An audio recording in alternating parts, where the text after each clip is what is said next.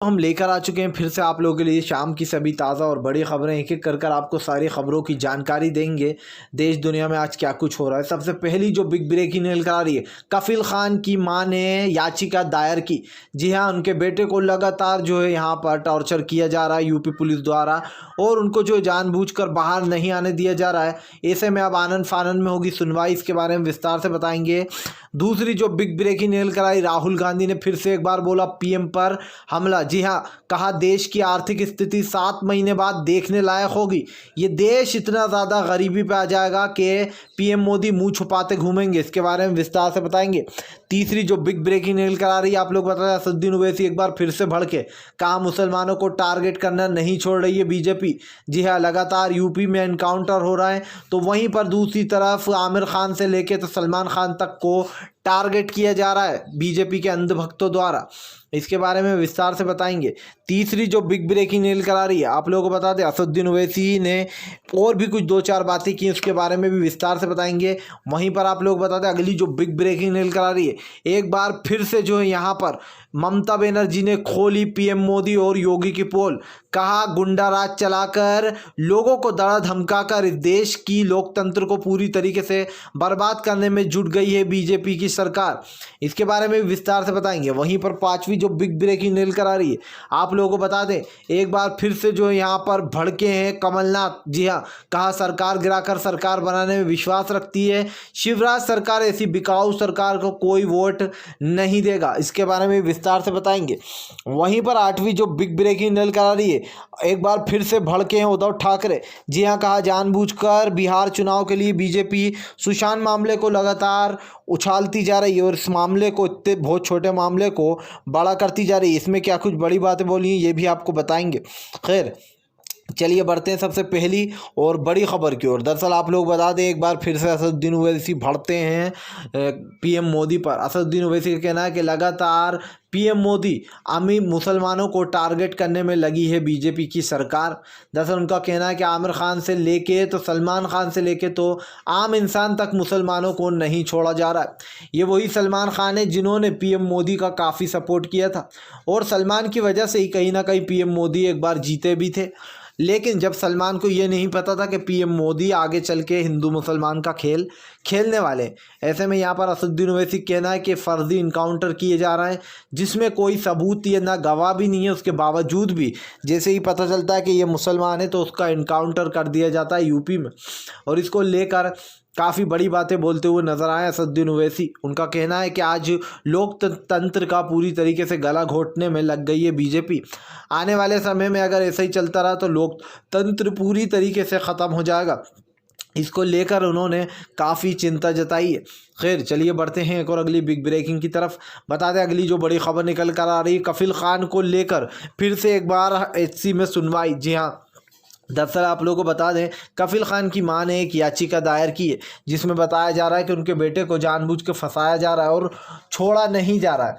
लगातार उनके बेटे को आज 7 से 8 महीने होने वाले हैं, और उनको जो है उनकी कस्टडी में रखा गया है एक तरीके से बोला जाए तो कहीं ना कहीं इस चीज़ को लेकर उनकी मां ने याचिका दायर की कराई गई है कि मेरे बेटे को लगातार टॉर्चर किया जा रहा है और इस पर जल्द से जल्द सुनवाई हो।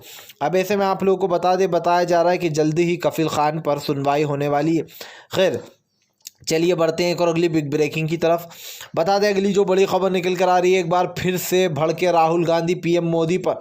कहा 7 महीने बाद देश की आर्थिक स्थिति देखने लायक होगी। उसके बाद मैं पीएम मोदी से पूछूंगा कि आज देश के जो हालात है वो किसकी वजह से।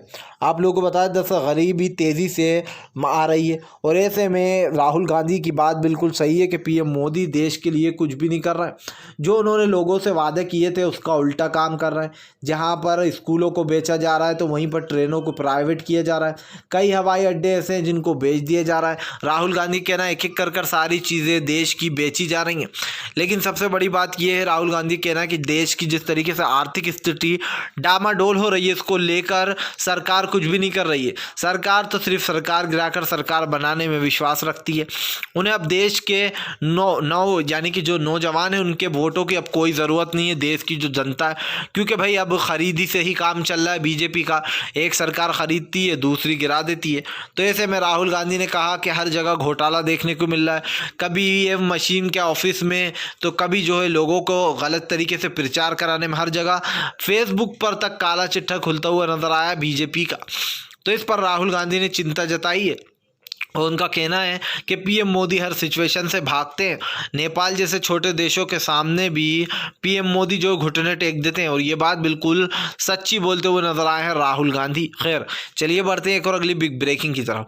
बता दें अब अगली जो बड़ी खबर निकल कर आ रही है, एक बार फिर से जो है यहाँ पर ज़बरदस्त तरीके से शुरू हुआ भोपाल में घमासान।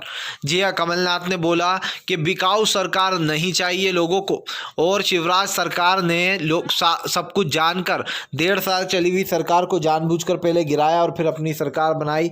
ऐसे में कोई वोट नहीं देने वाला है शिवराज सिंह को।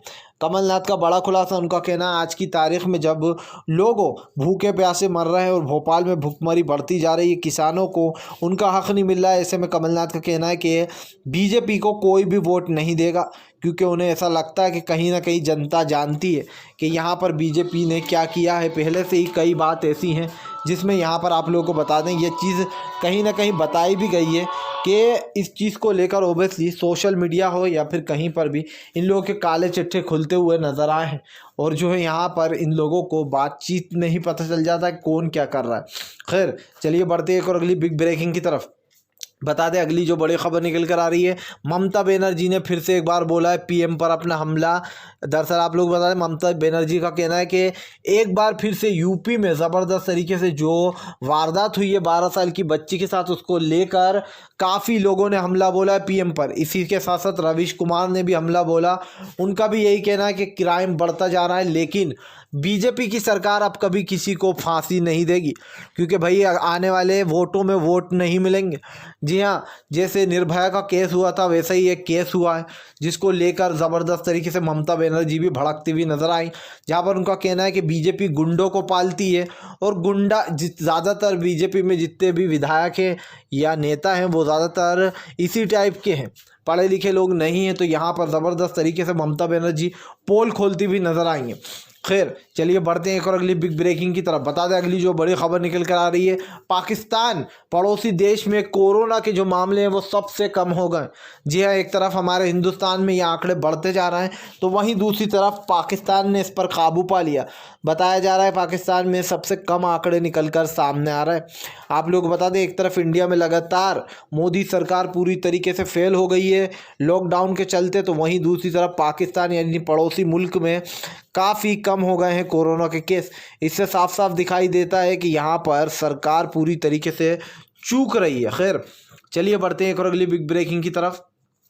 बता दें अगली जो बड़ी खबर निकल कर आ रही है, उद्धव ठाकरे फिर से भड़के पीएम पर, बीजेपी पर। कहा जानबूझकर सुशांत का केस उछालकर बिहार के चुनाव जीतना चाहती है बीजेपी की सरकार, लेकिन उनका कहना है कि इससे पहले भी कई केस सीबीआई के पास गए, उसमें उन्होंने क्या कर लिया, सिया खान का केस आज तक पड़ा हुआ है, उसको कम से कम तकरीबन 5 से 7 साल हो चुके हैं।